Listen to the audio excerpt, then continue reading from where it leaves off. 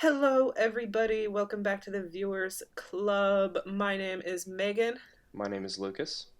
And my name is Tess. Today we are talking about the amazing, one of my new favorite movies of all time, Knives Out, Oh, yeah. starring Daniel Craig, Chris Evans, and all this amazing show-stopping cast. Like, can we just be honest? This cast, Right? oh my god. If you have not seen Knives Out, here is your spoiler-free synopsis, because it is a mystery comedy movie. It was released just before quarantine happened. Can you imagine seeing movies in a movie theater? Because I can't anymore. No. Foreign idea. What's a movie theater? Knives Out is the story of a crime novelist Harlan Thrombey, who killed himself. Or did he? Well, that's what Detective Benoit Blanc is here to find out, and that is all I can give you without spoiling anything. Lovely. Yeah. Yeah. Nothing else. Just watch it. It's great. It's super funny. Daniel Craig's a fucking genius. Yeah. And I will say this, rest in peace, Christopher Plummer. We lost him earlier this year. Super sad. He's amazing in this as well, even though he plays such not a minor character, but he's not in it a whole lot. He's just still, so good. That's your chance to get out of here for spoilers. It's time for the spoilers. This movie is so good. The mystery genre is one of my favorites, but it tends to be very cliched and predictable. Mm-hmm. You know what I mean? There hasn't been like a really, really good mystery movie in, I'm going to say decades. I'm going to say that. I'm willing to say that. I saw this movie with Lucas. It was like, I've seen it so many times in theaters. Like, this was one of the last movies I saw in theaters. And I know I saw it with Lucas, right? Mm-hmm. Yes. Yeah, I saw that one with you before classes started up, before quarantine happened. What is your guys' opinions of this movie? I want to know what you like, what you didn't like. Just give it to me. Well, this was actually also the last movie that I saw in theaters before quarantine hit. So, there's that.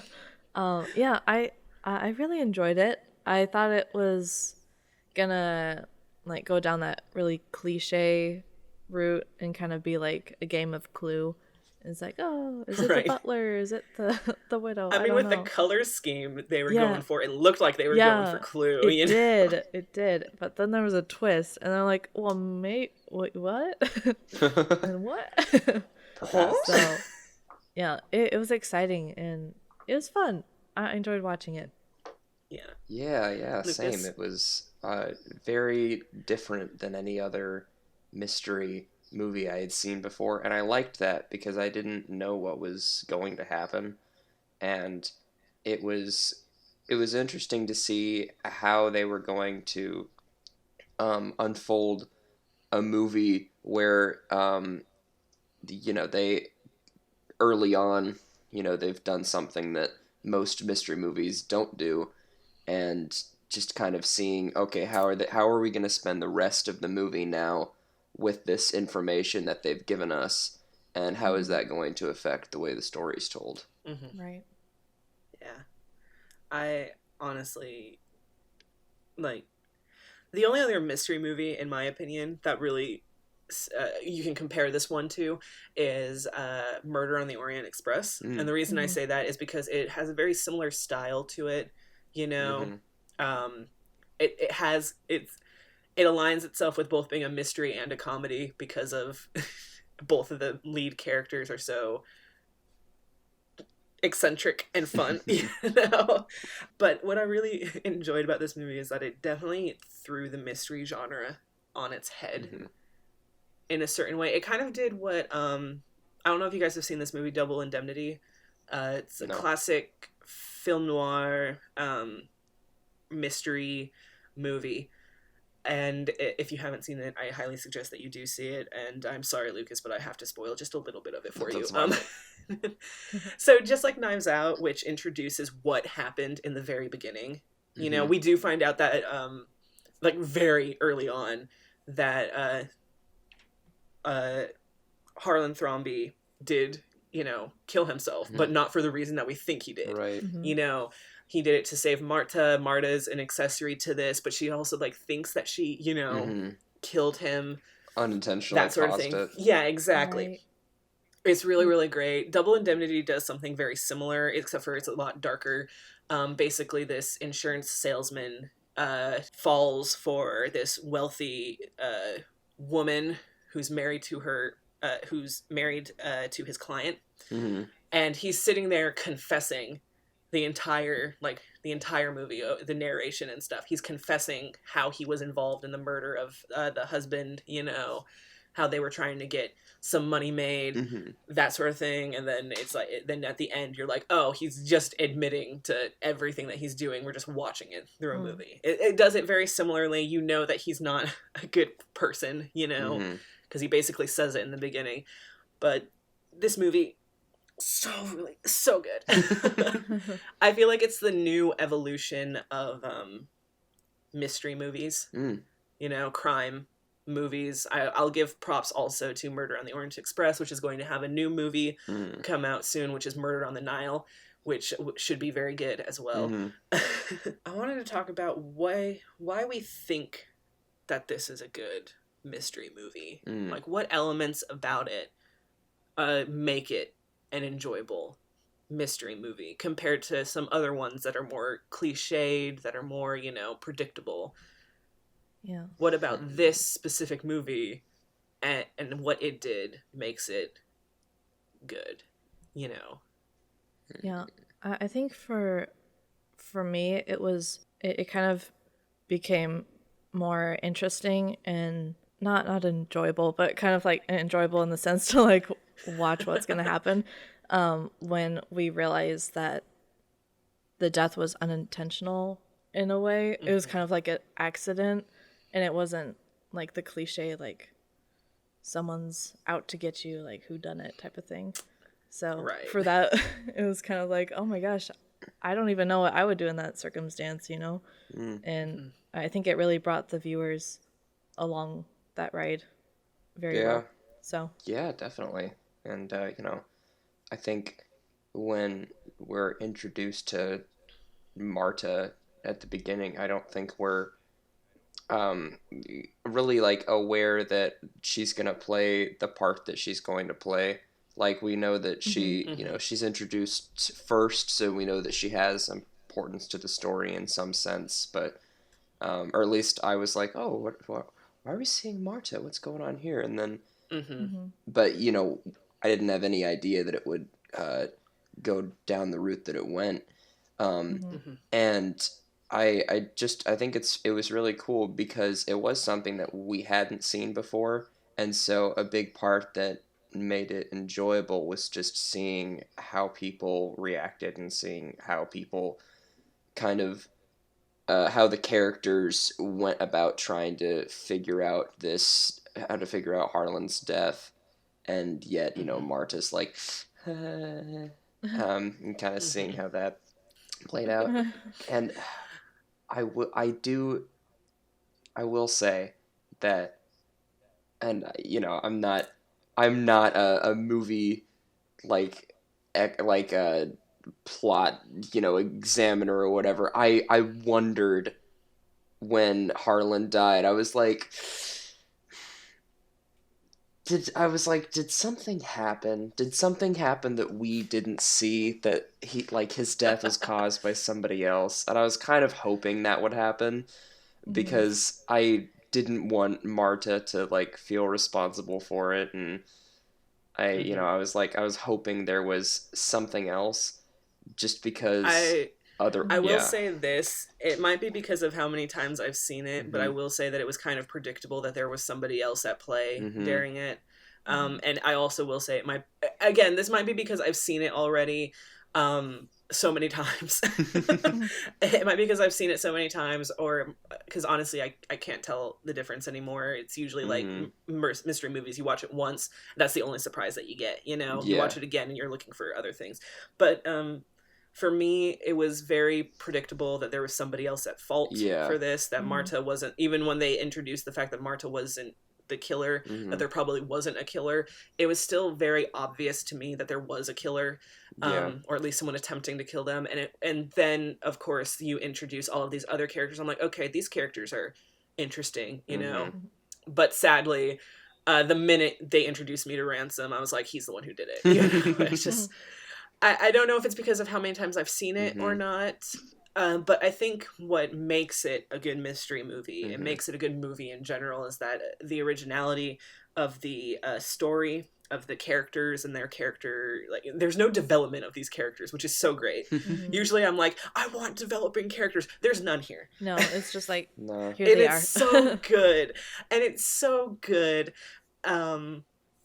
The way that it's done, I think the cinematography really added to it. There's a lot of elements that make it really great, but I think overall what made it even better was like the originality of the story.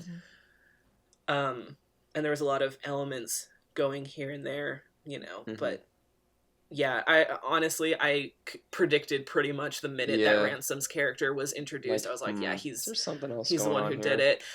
I honestly think I made the prediction when the trailers started getting released. You're just like, I was like, I'm looking at all of the cast, and yes, this is like an exceptional cast. These actors are phenomenal, but I'm like, the biggest name in here outside of Daniel Craig is Chris Evans. Right. I'm like, he's got to, you know, he's got to be the bad guy in this one, you know. Right. But it's, again, that doesn't take away from the movie, I don't think. It doesn't take away, because the experience is the journey of the story. Yeah. Speaking of the cast, I want to talk about the cast. Because there are a lot of, like, major actors in this playing, again, I hate saying minor roles, but at the same time, that's kind of what they are. Yeah, it's a big ensemble cast. This is probably one of the best cast films I've seen in a while, personally. Just saying, I think that these are the best actors to play these characters. And I wondered if there was any standout performances for you guys. There are a lot of characters to go through, but I wondered if any actors in particular, like, had standout performances in your mind. I think I already know where one of them is going to go. I'm going to bring him up now. Daniel Craig was amazing. So good. He really was. He's so good. I haven't so Daniel Craig's filmography, most people know him best for James Bond, you know, fair play. His characters that he always gets casted at are these super sophisticated, super, like, very for lack of a better stoic, term, sexy, stoic, sexy, sophisticated male lead roles. You know what I mean? This isn't the first time he's done an accent like this to play an American. I don't know if you guys have seen the film Logan Lucky. No, I haven't yet. Oh, you must. It's so Logan Lucky, Daniel Craig really stood out in that one because it was probably the first time in years that he's ever played a character that was not his original, like, sexy, stoic, sophisticated spy action character. It was an action comedy, had Adam Driver, I forget who else, it's been so long since I've seen it. Adam Driver was in it, Daniel Craig was in it. He had an accent and he played a redneck, basically. Oh my gosh. What? I have to see this. Yes, you have to. It's what I remember of it. It was super funny, so chaotic. It's just throwing it out there. But the fact that Daniel Craig, his accent was so good. His character was amazing. Some of my favorite scenes where he just committed hardcore. You could tell he was really enjoying this character. I think more than he's enjoyed playing, like, Bond for years now, you know? He really enjoyed this character. You can just tell it in his performance. Some of my favorite scenes for him is he's sitting in the car and he's singing his song, and then all of a sudden here comes the ambulance behind him. He's like, what the? And then he, like, jumps out of the car. Oh my gosh. And then, of course, the most iconic monologue ever is his donut hole monologue. This donut hole within a donut hole that fits inside another donut hole. I'm just like, what is happening? What is this scene? Yeah. So good. So we started off with Daniel Craig, but are there any other actors? I want to hear from you guys, like, standout moments or standout actors who like killed it, who crushed Absolutely. it. Like all of them did, of course, but like Anyone let's of note. zero in. Yeah. Definitely Ana de Armas. I thought she was just phenomenal, and I hadn't seen her in anything before, so she was like the only one that I didn't know what to expect performance-wise, and she just killed it. I loved every scene that she was in, and how she portrayed how she like knows everything, and she's really scared that she's going to get found out, but she's still composed, and just like her journey throughout the whole thing, I thought was really cool, and I thought that the actress portrayed it really well. Right. I have to agree with Lucas. I haven't seen her in anything else yet, but I'd like to see her in more stuff. And then, of course, I mean, Jamie Lee Curtis is my favorite, so I've got to props to her. Gotta vote her in. She's so iconic. She's incredible. And she's yeah. Love glorious. Yeah. I want to bring up another actor in particular. Like, this is, of course, we could literally go down the list of actors and moments that they did really well. But there's one in particular that I want to talk about. Don Johnson. Yeah, Don Johnson. So he played Jamie Lee Curtis's husband in this. So there's this... It's such a subtle one, and it's because I've seen it so many times, and I adore this moment that he did, because it was so subtle. It was so good. There's this entire conversation that his wife, his brother-in-law and his sister-in-law are in a room talking about immigration. Yeah. Illegal immigration. There is this moment where he calls Marta over. And he's like, well, your family did it the right way. And this whole entire conversation. And as he's talking about how, one, he's not a racist, that's the whole thing. He doesn't believe that he's a racist. And then two, that Marta's family did it the right way and that they aren't second-class people. There's this whole conversation. And it's so deep and it's so in-depth. And he hands Marta the plate as if she's actually the maid. Yeah. When she isn't. That's not even her job, She's there to take care of Harlan as a medical professional, But he hands her the plate, and she just, takes it, Because it's just, So, that was not scripted at all. Oh, wow. That was completely... it was his idea to do it, to hand an empty plate over to Marta. And it creates such a powerful, It shows the dynamic of the family and Marta. Because the entire time during the film... They're saying, I was outvoted. I wanted you to be at the funeral. I was outvoted. All of them, yeah. When obviously they just didn't want her there, I was outvoted. I wish you were there. It's like somebody's lying about something. Yeah. I love that nobody knew what country she was from. Exactly. And I think it was just so well done. And I think that scene from him and that performance was so good. Yeah. Again, all of the actors did amazing. Huge props, but just these moments where they just shine as characters. They really do. Just, so good. So good. I think something that really aids this movie in particular, not just the story. The story is the driving force of this movie. Yes. But something else that I think really adds to it is the cinematography. In it, the camera angles, the costumes, the insanity of it. And I wanted to hear if there were what you guys thought of any particular element of the film that you enjoyed outside of the story and the characters and the acting. What other elements of this film play to it very, very well? I would definitely say, for me, it's a mixture of, for one, I really like the music. I really like their musical choice throughout the film. They used a lot of cellos, so I'm biased. Nerd! But, they used a lot of... They made it sound like a really conventional murder mystery piece, but it still had this kind of original... personality to it, where it was very unique to the film, and kind of like it was giving the vibe of a murder mystery film, even though there was like more layers. So I really liked that, and I also really liked the costumes for all of the characters. I thought they all stood out individually and uniquely, and that it really fit their personality. Right. What about you, Tess? Oh goodness. I also really liked the costumes, and it really like showed their characters more. Like you could just look at them and know what kind of personality they have. And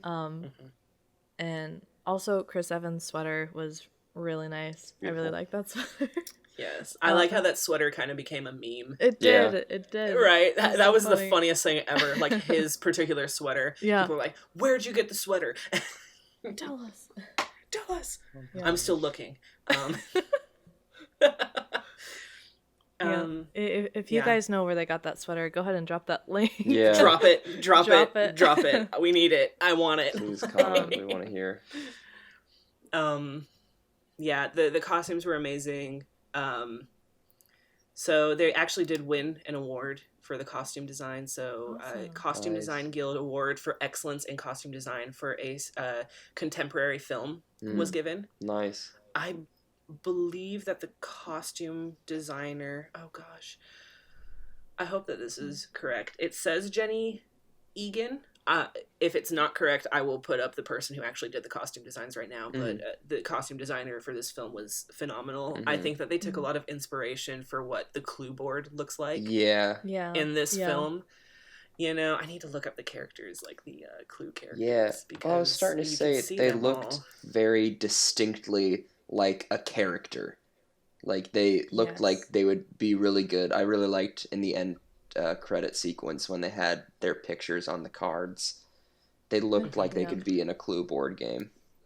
Let me just pull up this real quick. I just want to kind of like do side by side comparisons now. Of the characters. So Colonel Mustard. Colonel Mustard is obviously, I think, Chris Evans' character.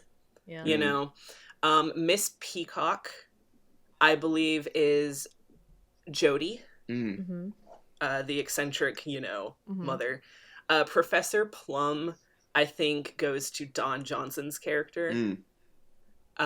Miss Scarlet, I think, could be like, what was her name? What was the character's name? Jamie Lee Curtis's character. Linda. Was Linda Thrombey. I think Miss Scarlet is fitting for that one, Mr. Green. Oh, who was Mr. Green's character in Clue? I don't remember. But yeah, you get what I'm going for. Yeah. The characters, they just look like the actual characters from the Clue board game, which I think is like the coolest thing ever. I think that was the most original costume. Like, its originality is so very weird. And it felt like a Clue game. It did. At the same time. It did. Yeah. He was finding evidence in specific rooms of the house, He's like, mud in the hallway. And it's just like, that's like what you do in the game of Clue, and it's amazing. And I'm just... I'm very biased towards this film. I love this film. No, you're fine. Well, and the design of the house itself was really well done as well. It was so much fun. It's so just intricate. I love that opening scene where we like see everything before Harlan's body is found. Yes, and I think what really adds to the fact that this is going to be a murder mystery, but comedy as well. Yeah, is that you're first introduced to what's her name? The housekeeper? Marta? Not Marta. It's not Marta. Oh. The other one. Oh, I'm sorry. Marta's not even the housekeeper. Marta's not the housekeeper. Oh my God. We just talked about this. My bad. Fran. Fran is in the kitchen getting Harlan's breakfast ready, for him. And you get this whole intricate, layout of the house already. And that looks super, super cool. But what I love is that it's going to be murder mystery when, one, she sees Harlan dead. And then, two, it doesn't just cut there to her, like, oh my God. It cuts to her, like, fumbling with it. It's like, oh shit. Yeah. Right. It's just like, you're just like, this is going to be great. that was already my first intention. I'm like, I don't know why. This is just gonna be a good movie. Yeah. And also the design for like the knives in the circle, and then at the very end, So cool. by That chance, line. it was the fake one. I'm like, oh my god. I think that the line in the Oh, very I thought- beginning yeah. was super fun. I You love know, that his whole setup. like talking about Ranson. Obviously, that's when you know that he's gonna be the bad guy. He's like, Ranson, he's like me. He can't even tell, like, to a point where you can't even tell the difference between a stage knife and the real one. And then Yeah. at the end, he like, Yeah. so good. Yeah, Yeah. but I think that this film, because I don't know about you guys, everyone I know who saw this film loved it. You know what I mean? It's Mhm. like, Yeah. I think that it really took the murder mystery genre and it showed you what you can do with it. Mhm. So then I guess the question comes to this. They've already confirmed there's going to be a sequel, A Knives Out 2. Now the question is, I don't know what it's going to be about. They've just announced it, so they're probably working script and stuff at this point, you know. Do you guys want a sequel? Why not? And if you do, what do you think the sequel should be about? Because personally, in my opinion, I'm okay with it being about... I'm okay with a sequel, as long as it's done in the same way that this one was done. You know? That's my first go-to. Gotcha. However, I'm also okay with Detective Blanc being in it. You know, that's obviously him, but he wasn't the main character in this one. I really want to have another one where it's not centered around this family in any way, shape, form. Yeah, you know? I do too. Not at all. I'd even be okay with them having a completely different detective at the same time. But what do you guys think? Do you want a sequel? Do you have high hopes for the sequel? Like, thoughts. Spill it out. Thinking thoughts. Yeah. Thoughts. I don't know. I think it would be fun to have a sequel with the same cast. But then again, I'm like, maybe it would be interesting to have it with maybe like another family in their world, and it's somehow like tied together, but there's like more characters. I'm not sure exactly which direction they're going with the sequel, but of course I love nobody to watch really it. does. Nobody really does. They just had the announcement in 2020. I forget when, like at the top of 2020. So nobody knows anything about what the film's going to be about, you know. So I just wanted to see. Why not? I'd watch it. Why not? I know, right? I'm just Yeah, I think a sequel could be cool, but I agree. I think I would prefer it if it focused on a different family, and I think it'd be cool if they had Detective Blanc kind of investigating a different murder and have it, you know, be a different scenario, but still keep that originality. I don't see where they would go with the Thrombey families and how they would maintain that same element. So I'm going to kind of clarify this. I don't think that they're going to focus in on the Thrombey family anymore. Again, I'm going back to Murder on the Orient Express. So they're having their sequel, Murder on the Nile. Yeah. It is very different from Murder on the Orient Express because it's not going to follow the same characters at all. It is going to have the same detective, Detective Hiro, or Hercule Heron. I don't know how to pronounce his name. I'm not French. They're going to have Detective Kenneth Gargling Branagh. Marbles. You know, they're going to have Professor... I think is it Perrault? Never mind. Perrault. Continue. They're having him investigate a murder that was obviously on the Nile. It's Agatha Christie. It's very obvious where the murder's taking place. But it doesn't have anything to do with the I previous think characters. that's So I what don't they think do. I don't think that they're going to focus in on the Thrombey family again. I don't think that they can. Right. The Thrombey family is kind of in shatters, like Someone in tatters died. at the end of this. Right. And not only that, like their son got arrested, you know. Right. Not only that, she found out her husband's cheating on her. Yeah. Nobody has money anymore, you know. It's very much like Yeah. The Thrombey family's in tatters. We're not coming back to them at all. So I think that they're definitely going to be looking at a completely different murder. Maybe in a completely different part of the world. Who knows? I'm excited for it. I personally can't wait to see it. I wouldn't mind a British family. Just their accents would soothe me. A British family, and then you have one of the most iconic British actors come in with his CSI KFC accent. That line, by the way, so good, so funny. It's a great movie. Would highly recommend watching it. Do you guys have any closing thoughts? I think because I watched it with you, and then I watched it again in the theater with my parents and and just some family members because we were interested in seeing it, and I think I enjoyed it better the second time, mainly because I felt like knowing what was going to happen, it helped me see it helped me see more foreshadowing moments and kind of the bigger picture of the story. And I just caught things that I didn't catch the first time, and it made me kind of appreciate the story in a different light. And I really liked it the first time I watched it.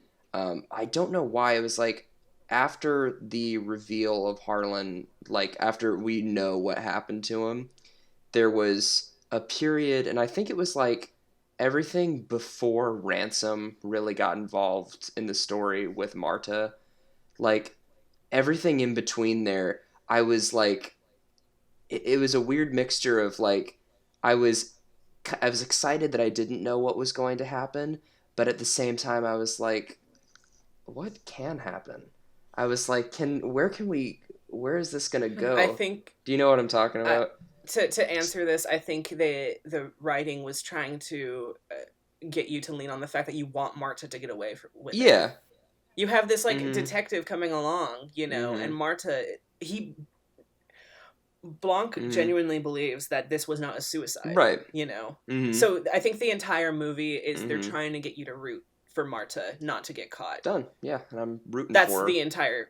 That's it. I think that's what they were trying to. They're not the whole like, what are we supposed to do now? The whole what are we supposed to do now is like, don't get caught, Marta. Right. That was the whole point. And I got like that sense more when I watched it the second time. Then I enjoyed it in a different light, to where I appreciated the writing of it more, of what they were trying to get you to do, and what they, how they were framing the story and who they were trying to get you to root for. So yeah, I really enjoyed it, and I would recommend it to anyone. Tessa, what about you? Any closing thoughts? I also recommend watching it. It's really enjoyable. And yeah, I don't know, you guys, we all said it all. Go watch it. Said it all. Watch it. Do it. I will say the only flaw I see, I don't understand Ransom's plan for the most part after he finds out that Harlan killed himself. I don't understand why he calls Blanc in, That's the only part that I'm just like, wait, why? It might be because he's trying to get Marta arrested, but I think that it's much easier for him to like plant evidence on her, right? Or something. You know what I mean? Yeah. I think it's there are way better ways for him to do this plan than how he executed it. Him and Harlan are just, they're caught in the world of murder mystery. That's like the only way they can think, and the only way they can plan. That's not the best sometimes. But again, this entire movie is fantastic. I think there's a lot of layers. There's a lot more layers to it. But yeah, Knives Out, as we were all saying, go watch it. It's like an onion. It's got layers. Sorry.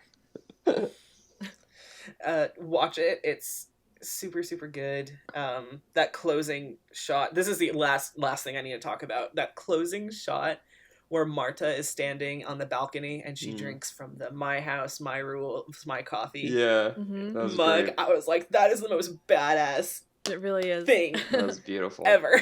So good. Anyway, that's it. That's all I need to talk about. Such a good scene. I can gush over this movie forever. I'd love to hear everyone who's listening. I'd love to hear your thoughts. Yeah. We would love to hear it. What did you guys think of the movie? Like, favorite aspect, favorite character, favorite moment, anything, everything. Let us know. We love talking to you guys in the comments about this. We love discussing with you guys. So, thank you so much for listening to this episode of the Viewers Club. My name is Megan. My name is Lucas. And my name is Tess. And you all have a good. Have a good, everyone. Good. Don't get murdered. Try. Try not. If you're going to get murdered, It's a messy world. make sure Really Detective Benoit Blanc shows up. Yes.